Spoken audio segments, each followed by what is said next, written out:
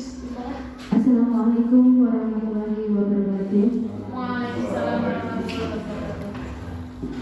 Yang terhormat Ibu Kepala Sekolah SD Negeri 1 Munggal, yang saya hormati Bapak Ibu Guru beserta staf SD Negeri 1 Munggal. Perkenalkan, saya Dewi Puspitasari, CGP Angkatan 8 Kabupaten Temanggung. Di sini saya akan menyampaikan tentang diseminasi budaya positif yang saya pelajari. Semoga banyak bermanfaat untuk kalian semua. Baik, langsung saja Bapak Ibu. Yang pertama tentang perubahan paradigma.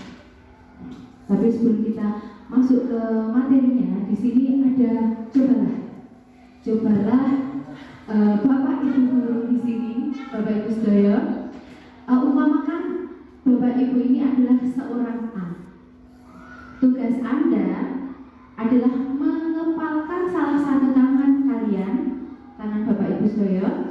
Coba Anda bayangkan bahwa Anda menyimpan sesuatu yang sangat berharga di dalam kepalan tangan Anda semua. Nah, itu kebesaran Pak. Oh, itu boleh.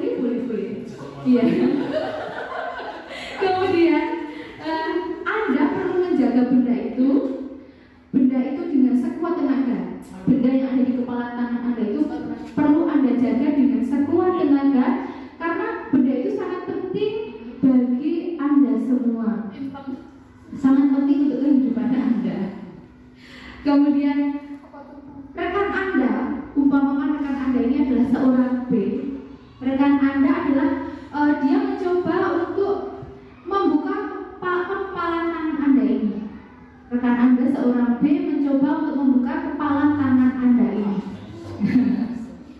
Teman Anda mencoba untuk membujuk, menghardik, mengintimidasi, bahkan sampai memarahi Anda, menggoda-goda, dan dibuka kepalan tangan ini.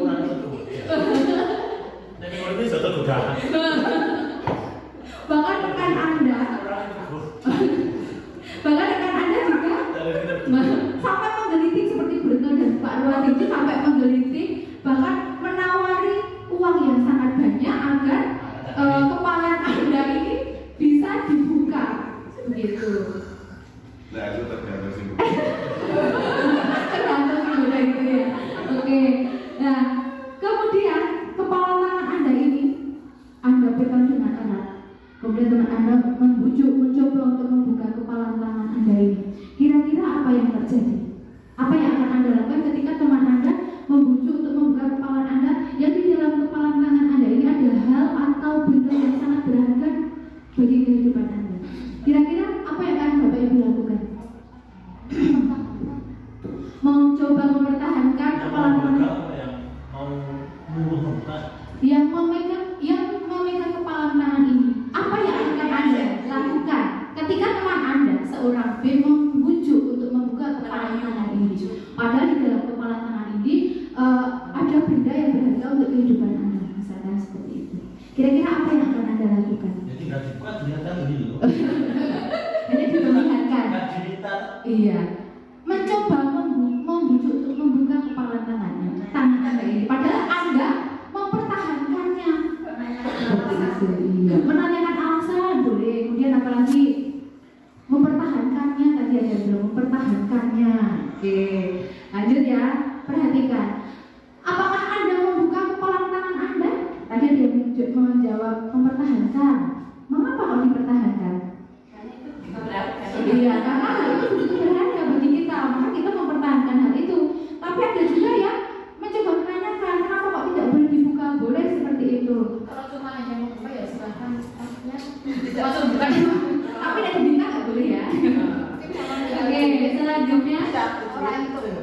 Iya, dalam hal ini, dalam kegiatan ini sesungguhnya siapa yang memegang kendali atau kontrol untuk membuka atau menutup kepala tangan ini? Iya, diri kita sendiri. Sesungguhnya yang bisa mengontrol, yang bisa membuka itu adalah diri kita sendiri. Jadi kita punya kendali pada diri kita sendiri. Seperti itu Bapak Ibu. Oke, selanjutnya tentang konsep inti budaya positif. Di sini ada 8 konsep inti budaya positif. Bisa dibacakan Bruno, apa terlihat?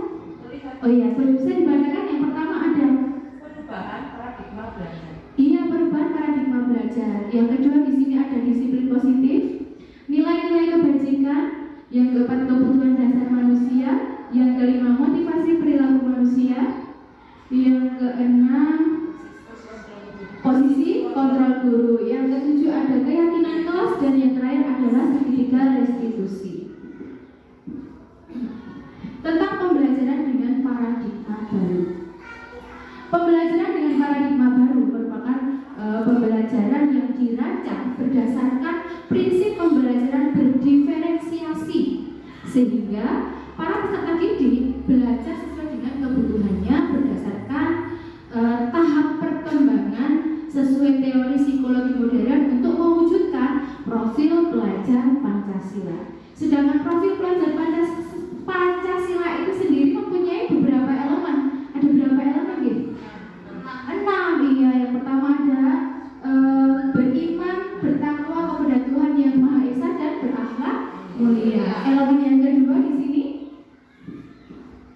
berkebinekaan global, ya, bergotong royong, kreatif, bernalar kritis dan juga mandiri. Nah, profil pelajar Pancasila ini adalah cita-cita Indonesia untuk mewujudkan para generasi kita sesuai dengan profil pelajar Pancasila.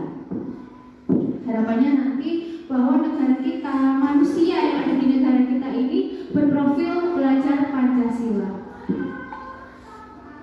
Selanjutnya, psikiater dan pendidik Dr. William Glasser dalam kontrol teori yang kemudian hari berkembang dan dinamakan choice theory meluruskan beberapa miskonsepsi tentang makna kontrol itu sendiri.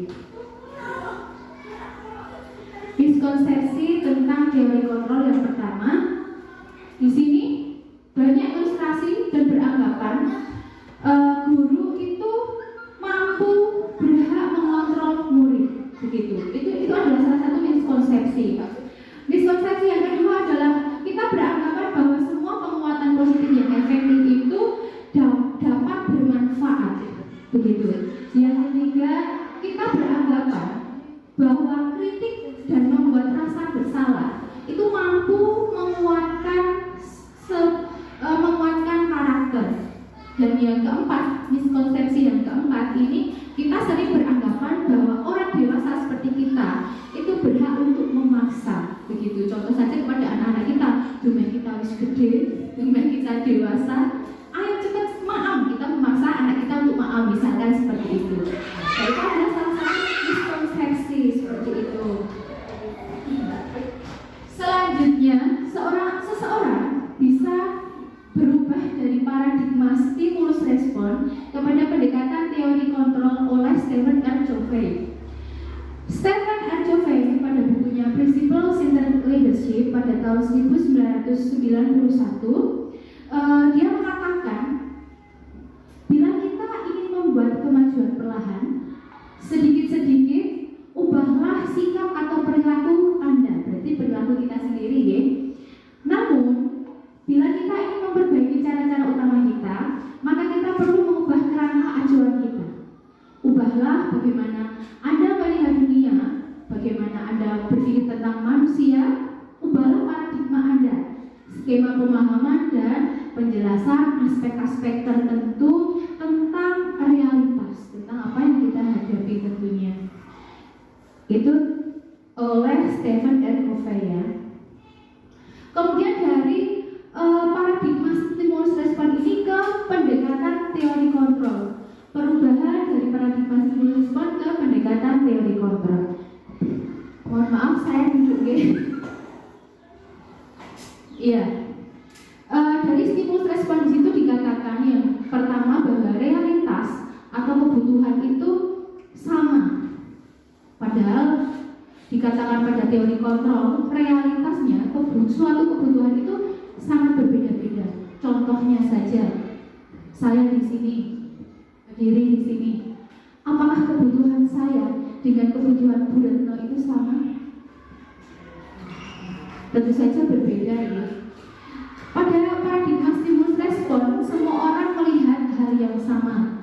Dikatakan oleh teori kontrol, setiap orang memiliki gambaran yang berbeda. Stimulus respon mengatakan kita mencoba mengubah orang agar berpandangan sama dengan kita. Padahal teori kontrol, perubahan dari stimulus respon ke teori kontrol itu kita berusaha memahami pandangan orang lain tentang dunia. Stimulus respon mengatakan perilaku buruk dilihat sebagai suatu kesalahan Padahal yang sebenarnya itu adalah semua perilaku itu pasti memiliki suatu tujuan. Stimulus respon juga beranggapan orang lain bisa mengontrol saya, padahal teori kontrolnya hanya Anda yang bisa mengontrol diri Anda sendiri, bukan orang lain, seperti itu. Pada stimulus respon juga dikatakan bahwa pemaksaan ada pada saat bujukan gagal. Teori kontrol mengatakan kolaborasi dan konsensus menciptakan suatu pilihan-pilihan yang baru. Dan yang terakhir tentang stimulus respon mengatakan model berpikir itu menang dan juga kalah. Sekarang teori kontrol mengatakan model berpikir itu menang dan juga menang. Seperti itu. Lalu, bagaimana penerapan disiplin saat ini di sekolah kita? Apakah sudah diterapkan dengan efektif? Bila belum, apa yang menurut Anda masih perlu diperbaiki dan dikembangkan? Seperti itu. Itu jadi pertanyaan untuk diri kita sendiri, ya. Sekarang mari kita membahas tentang konsep disiplin positif yang merupakan unsur utama dalam terwujudnya budaya positif yang kita cita-citakan di sekolah-sekolah kita. Di sini tentang disiplin positif, di mana disiplin itu berasal dari kata disiplina, yang artinya itu belajar. Disiplin mengacu pada disiplin diri yang memiliki tanggung jawab terhadap apa yang dilakukannya berdasarkan nilai-nilai yang diyakini. Disiplin positif juga merupakan salah satu cara penerapan disiplin yang bertujuan untuk menumbuhkan kesadaran serta memberdayakan peserta didik tanpa imbalan atau penghargaan suatu reward dan juga ancaman maupun hukuman.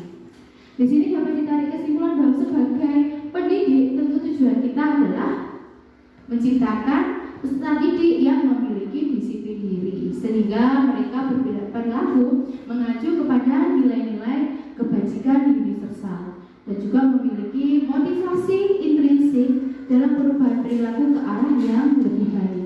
Jadi ketika seseorang atau peserta didik mempunyai motivasi pada dirinya sendiri tanpa paksaan, itulah nilai atau hal positif pada diri kita, seperti itu. Nah, ini sejalan dengan yang dikatakan oleh Ki Hajar Dewantara.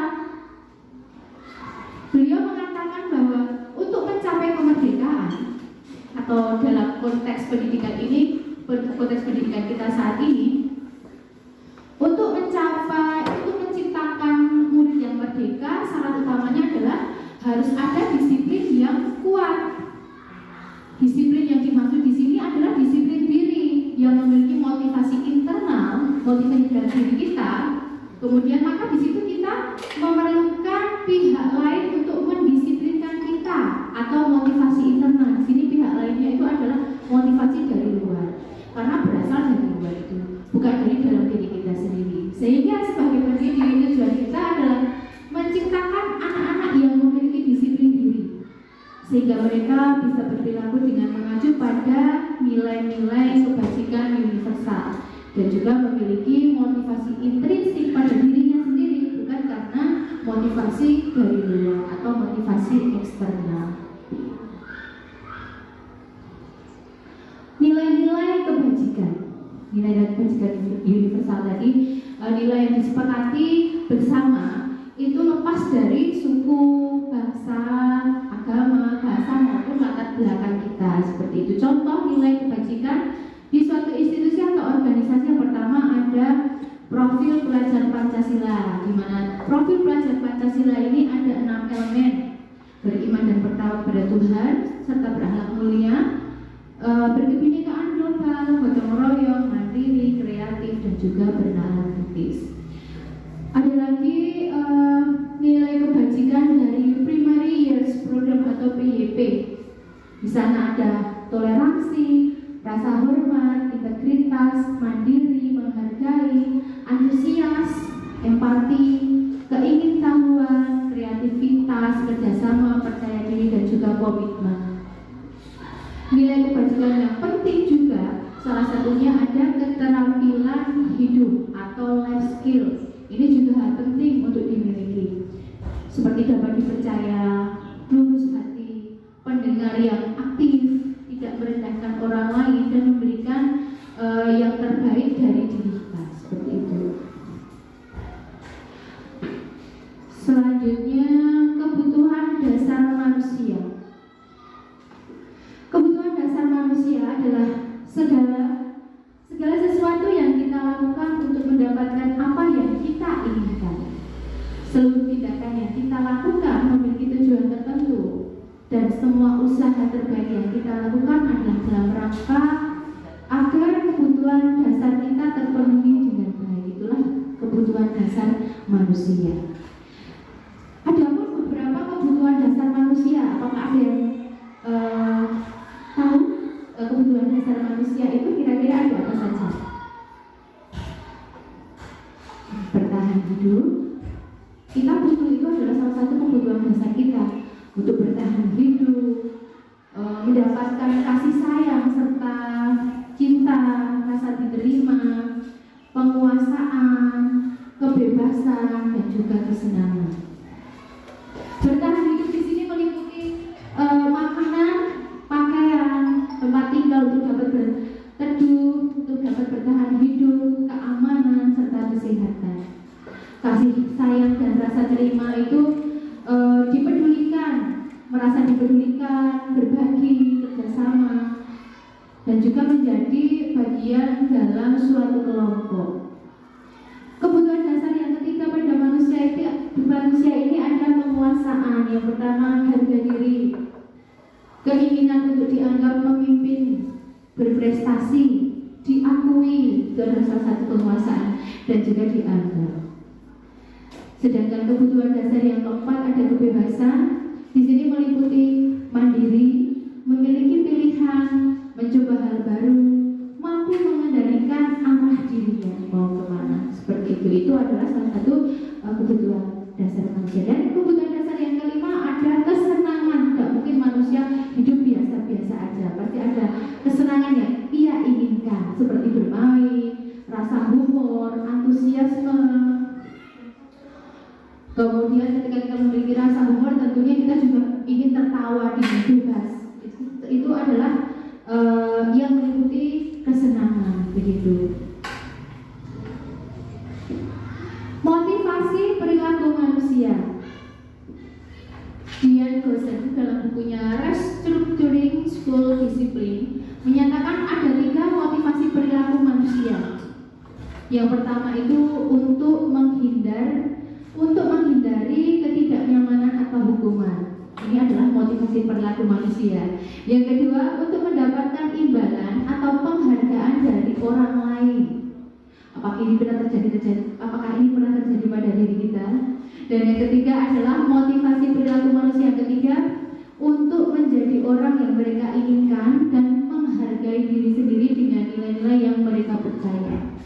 Nah, Bapak Ibu, motivasi perilaku manusia untuk menghindari ketidaknyamanan atau hukuman serta untuk mendapatkan imbalan atau penghargaan dari orang lain ini masuk ke dalam kategori motivasi ekstrinsik, karena mereka mendapat imbalan dari luar, maka dikatakan dengan motivasi ekstrinsik, motivasi dari luar. Mereka berbuat sesuatu, mereka melakukan sesuatu untuk mendapatkan imbalan dari orang lain atau suatu penghargaan dari orang lain. Kemudian motivasi perilaku manusia yang ketiga ini untuk menjadi orang yang mereka inginkan dan menghargai diri sendiri dengan nilai yang mereka percaya. Ini termasuk motivasi intrinsik yang ada pada diri kita. Selanjutnya, hukuman. Hukuman itu kira-kira di sini ada tidak terencana. Biasanya hukuman itu terjadi secara tidak terencana atau tiba-tiba. Ketika murid tidak tahu apa yang terjadi atau tidak dilibatkan, kadang kita serasa melu dosen. Nah, itu adalah salah satu hukuman. Kemudian bersifat satu arah, berupa hukuman fisik atau psikis. Kadang ketika kita marah, guru marah, bukan kita, entah terjadi di mana. Tapi mungkin ketika guru marah, kadang guru itu suka lepas kendali ya. Dia dia menghukum, bahkan kalau mungkin tidak fisik tapi dengan perkataan. Nah, itu akan berimbas kepada psikis peserta didik. Dan kita marah bagaimana dengan kata-kata yang kadang kita lepas kendali. Nah, itu termasuk hukuman juga, tapi nanti ke arahnya ke psikis peserta didik. Konsekuensi ini seperti tindakan terancam atau disepakati atau sesuai peraturan. Murid tetap dibuat tidak nyaman. Sikap guru selalu memonitor murid, ini termasuk konsekuensi. Sedangkan restitusi, proses menciptakan kondisi bagi murid untuk memperbaiki kesalahan. Yang kedua, proses restitusi juga proses kolaboratif yang mengajarkan murid untuk mencari solusi sendiri. Jadi ketika ada masalah, ketika ada kendala, kita bisa menggunakan restitusi ini mencoba berproses menciptakan kondisi bagi murid untuk memperbaiki kesalahannya. Bisa juga berkolaboratif atau mengajarkan murid untuk mencari solusi atau mencari solusi ya atas kesalahan yang ia buat sendiri begitu. Itu adalah restitusi. Selanjutnya tentang posisi kontrol guru. Di sini ada 5 posisi kontrol guru. Yang pertama, kita tentunya ya guru, seorang pendidik. Yang pertama ada penghukum, pembuat merasa bersalah, sebagai teman, sebagai pemantau, dan juga sebagai manajer. Jadi kita seorang guru, kita perlu memiliki 5 posisi ini. Dan ini bisa kita terapkan kepada peserta didik kita. Yang pertama adalah penghukum. Contoh penerapan 5 posisi kontrol guru ini, dan saja pasti kita pernah melakukannya. Yang misal ini contoh pada siswa tidak memakai atribut lengkap saat upacara bendera. Posisi kita sebagai penghukum, kita meminta anak untuk hormat pada bendera selama 1 jam. Itu termasuk salah satu posisi kontrol guru dalam menghukum. Selanjutnya, pembuat merasa bersalah. Kadang kita juga, Bapak Ibu guru harus memberitahu kamu. Berapa kali Bapak Ibu harus memberitahu kamu? Kamu selalu saja mengecewakan Bapak Ibu guru. Pasti kita juga pernah mengeluarkan kata-kata seperti itu kepada peserta didik kita. Nah, itu adalah posisi kontrol guru yang masuk ke dalam pembuat merasa bersalah. Itu harus dibantu. Ya, ini adalah penerapan yang kita terapkan ke peserta didik kita. Pasti kita secara tidak sadar kita nggak pernah melakukan hal-hal itu tanpa kita sadari. Oh, itu adalah 5 posisi kontrol guru yang kita lakukan seperti itu. Yang ketiga adalah teman. Pasti kita juga pernah mengatakan kepada peserta didik kita, ayo dong ikut aturan sekolah, tolong bantu ibu ya. Sekali ini saja, bisa diwain ya, manut. Nah, seperti itu adalah termasuk posisi kontrol guru ketika kita memposisikan diri kita sebagai teman bagi peserta didik kita. Kadang kita berhadapan dengan peserta didik atau murid kita, ya wis nggak apa-apa, ya wis udah nggak apa-apa ngono wae. Nah, itu adalah salah satu posisi kontrol guru sebagai teman. Kemudian yang keempat, posisi kontrol guru sebagai pemantau. Secara tidak sadar, secara tidak langsung, bahkan tanpa kita menyadarinya, pasti kita juga pernah mengatakan seperti ini kepada peserta atau murid didik kita. Kamu sudah melanggar peraturan sekolah, kamu tahu konsekuensinya. Ngerti toh kesalahanmu apa? Saya terpilih. Nah, itu adalah salah satu posisi kontrol guru sebagai pemantau. Sebelum upacara, kamu beri atribut dulu ke koperasi ya, jangan diulangi lagi. Nah, pasti kita pernah juga melakukan hal seperti itu. Itu adalah posisi kontrol guru sebagai pemantau. Dan posisi kontrol guru yang kelima di sini sebagai manajer. Apa kamu tahu kesalahanmu? Kira-kira bagaimana kamu memperbaiki kesalahanmu? Nah, ini bisa juga nanti masuk ke dalam proses restitusi ketika kita menghadapi masalah pada peserta didik kita.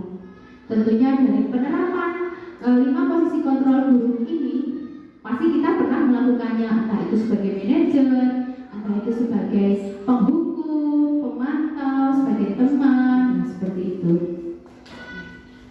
Nah, di sini ada salah satu contoh posisi kontrol apakah aku di sini. Saya kecewa sekali dengan kamu. Nah, kira-kira ini posisi kontrol guru sebagai apa? Apa? Baperan. Sama seperti Pak Rumadi baperan sebagai guru, ya boleh sebagai teman. Saya kecewa sekali sama kamu, atau membuat merasa bersalah ya. Ketika anak tahu dia salah, kita mengatakan seperti itu, berarti dia tahu kalau dia bersalah. Kemudian kamu tidak pernah benar melakukannya, ini juga merasa membuat bersalah. Apa rencanamu untuk menyelesaikan masalah ini? Iya, manajer ya. Kemudian ayolah lakukan demi Bapak Ibu ya, sebagai teman ya, seperti itu. Kamu tidak pernah dapat nilai jika tidak mengerjakan tugas. Apa? Kira-kira apa? Penghukum, iya. Oke, lanjut ya. Keyakinan kelas. Mengapa keyakinan kelas? Bukan peraturan kelas saja. Kayak politiknya ya. Nah, keyakinan kelas. Pembentukan keyakinan kelas ini bersifat abstrak. Kemudian berupa pernyataan universal. Dibuat dalam pernyataan yang positif. Sedikit saja agar mudah diingat. Terus sesuai dengan kondisi kelas dan sekolah sehingga mudah diterapkan. Semua warga sekolah atau warga kelas dilibatkan saat membuat keyakinan kelas. Jadi Bapak Ibu, kemarin itu saya mencoba membuat keyakinan kelas bersama peserta didik saya. Di sana Bu saya minta untuk anak-anak menuliskan kira-kira hal apa yang perlu kita yakini di kelas agar pembelajarannya berjalan dengan lancar, tanpa kendala. Kira-kira apa anak-anak gitu. Saya sampaikan seperti itu kepada anak-anak saya. Kemudian mereka antusias untuk menuliskan. Tidak boleh ramai, tidak boleh berantem. Terus apalagi ya kemarin, tidak boleh makan, menjaga kebersihan. Satu kelas bukti 29 anak, keinginannya pun 29 anak. Ada yang sama bahkan disiplin gitu. Kemudian tidak boleh ramai dalam belajar, ada juga yang seperti itu. Mereka sangat antusias. Nah, dari keinginan-keinginan mereka dalam mewujudkan keyakinan kelas ini saya rangkum, saya kategorikan, kemudian saya kembalikan lagi kepada anak-anak saya. Kira-kira kalau seperti ini bagaimana? Ya Bu, ditambahi Bu, tepat waktu soalnya anak sok lebih telat Bu. Nah, seperti itu. Kemarin ada yang seperti itu.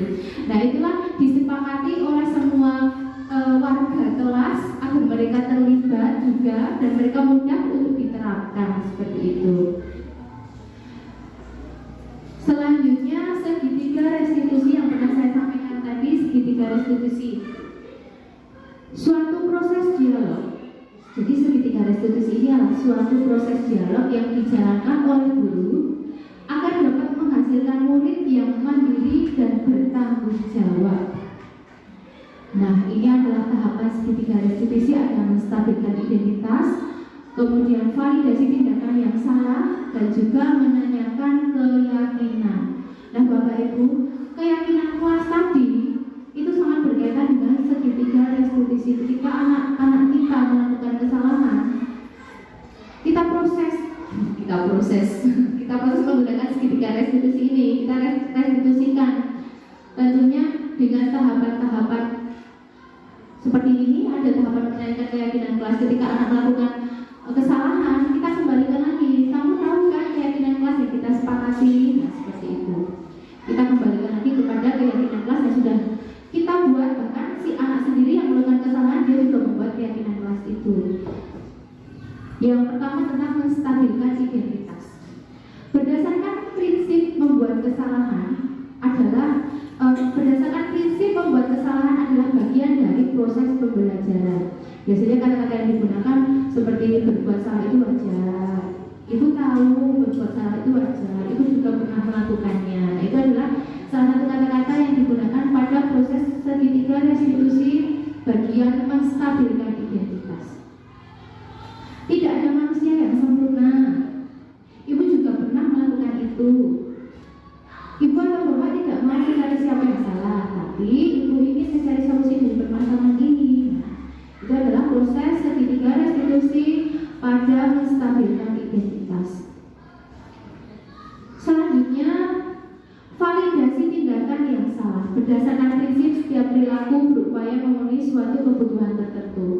Nah, biasanya kata-kata yang kita gunakan untuk validasi tindakan yang salah ini, kita bisa menggunakan kata-kata itu seperti kamu pasti punya alasan mengapa melakukan hal itu. Kita tanyakan saja. Padahal kamu bisa melakukan yang lebih. Padahal kamu bisa melakukan yang lebih buruk dari ini. Kamu patut bangga karena telah melindungi sesuatu yang penting buat kamu. Nah, itu adalah validasi tindakan yang salah pada segitiga restitusi. Kita tanyakan dulu kesalahan dia apa. Kamu melakukannya karena mempertahankan sesuatu yang penting bagi. Kemarin saya pernah mendapati peserta didik saya juga melakukan kesalahan. Jadi saya praktekkan segitiga restitusi ini. Selanjutnya menanyakan keyakinan kelas. Berdasarkan prinsip teori kontrol bahwa pada dasarnya kita termotivasi secara intrinsik. Kita termotivasi oleh diri kita sendiri menanyakan keyakinan. Kita bisa menggunakan kata apa keyakinan kelas kita? Nilai apa yang telah disepakati bersama? Kenapa kamu bisa melakukan hal itu? Misalnya seperti itu. Seperti apa gambaran sebuah kelas yang ideal menurut kamu? Kamu ingin menjadi orang yang seperti apa toh? Kita bisa menanyakan hal itu. Nah, Bapak Ibu, ini adalah salah satu contoh penerapan segitiga restitusi yang pernah saya lakukan kepada murid saya. Jadi ketika itu murid saya kelas 6 rambutnya disemir. Bahkan pada saat itu dia tidak memakai seragam sesuai dengan jadwalnya. Bapak Ibu bisa perhatikan.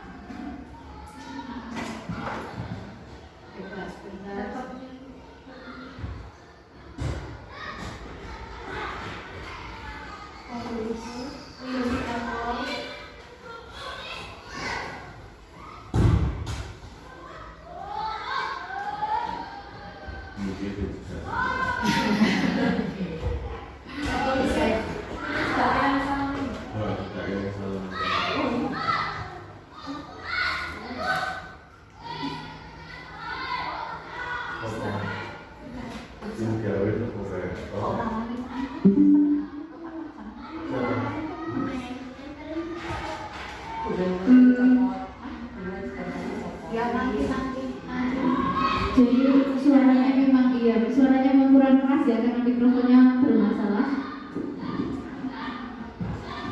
Jadi saya mencoba menanyakan kepada murid saya, ini pada bagian menstabilkan. Saya tanya apa yang dia lakukan. Tadi saya lihat kalau kamu rambutnya disebir, tidak memakai seragam seperti itu.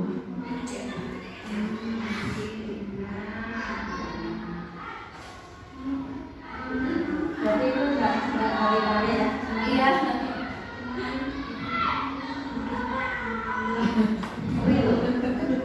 Saya tanyakan pada saya itu, kenapa kan kok rambutnya disebir?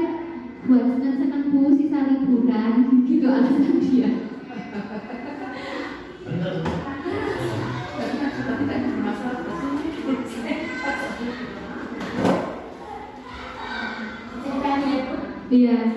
Iya, jadi di situ saya tanyakan, Man, apa kamu tahu kenapa Bu Dewi kok manggil kamu ke sini itu kenapa? Dia hanya senyum-senyum saja. Terus saya katakan bahwa Ma, tadi Bu Dewi lihat kamu rambutnya disemir. Terus sekarang juga hari Senin, kenapa kok kamu tidak memakai pakaian seragam? Harusnya seragam apa kan? Seragam merah putih Bu, seperti itu. Terus saya tanya lagi, kalau rambutnya disemir seperti itu, kira-kira yang kamu lakukan itu salah tidak? Salah Bu. Itu bahasa Jawa. Salah Bu. Nah, terus kenapa kok seragamnya nggak pakai bebas, nggak pakai seragam? Aku kemarin itu dicuci pakai dari hari mau mendung. Dia punya alasan seperti itu. Jadi saya tanya lagi, kamu tahu apa yang kamu lakukan? Iya Bu. Kamu tahu nggak kalau apa yang kamu lakukan itu salah tidak? Dia jawab, iya Bu, saya tahu saya salah. Saya kembalikan, kamu tahu peraturan sekolah ini apa? Kok Bu Dewi panggil ke sini? Nggih Bu, boten parang semiran. Ya nek kamu sudah tahu nggak boleh semiran, kenapa kamu semiran? Nggih, wong sisa kemarin liburan. Terus saya tanya, terus piye Mas, kamu sudah tahu nek kamu salah, terus kamu kok piye pada saiki Bu Dewi kok piye gitu. Saya tanyakan seperti itu. Besok saya tak potong dulu dan rambutnya hitam lagi, nek betul tak semen hitam lagi. Oke, Bu Dewi tahu nek kamu salah, Bu Dewi hargai apa yang menjadi keputusan kamu. Bu Dewi juga akan lihat bagaimana perubahan kamu gitu. Kemudian setelah 3 hari 2 hari dia sudah potong rambut dan dia juga sudah memakai baju seperti biasanya gitu, seperti baju seragam sesuai jadwalnya seperti itu. Suaranya kecil sekali ya karena kendala di mikrofonnya, tidak apa-apa. Jadi itulah contoh penerapan segitiga restitusi.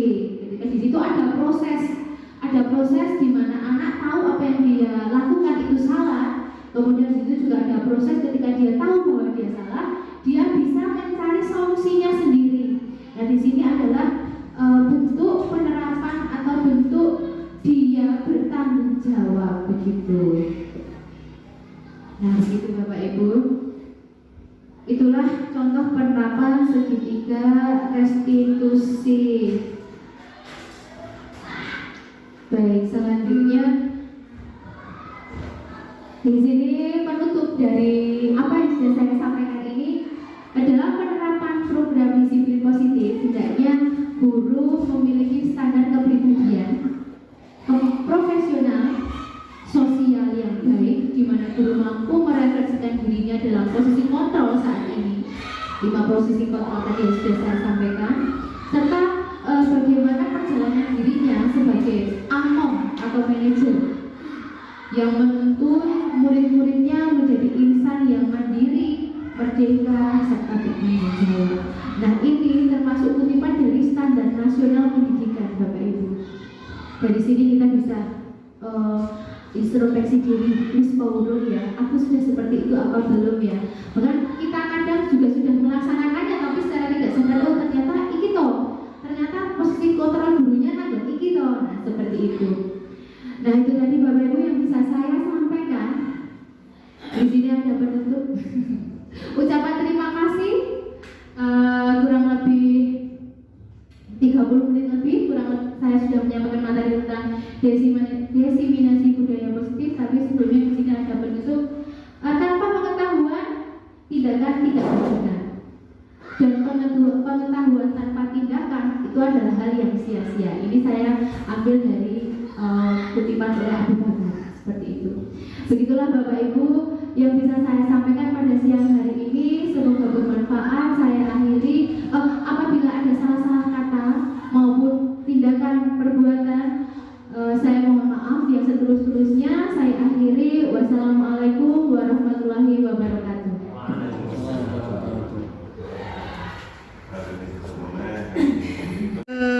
Mas Ahmad Saifuddin, ya jangan pulang dulu, jadi tak tanya.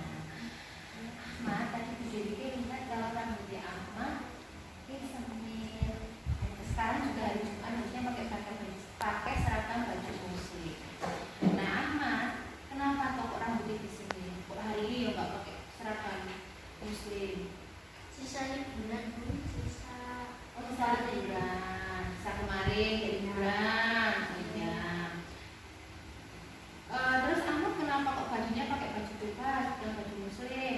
Kemarin itu dicuci terus mendung belum kering. Oh belum sekali ya. Ahmad, kalau rambutnya agak panjang terus disemir seperti itu, terus Ahmad juga nggak pakai pakaian seragam, kira-kira tindakan kamu benar atau salah? Salah Bu. Salah. Salah berarti mohon maaf.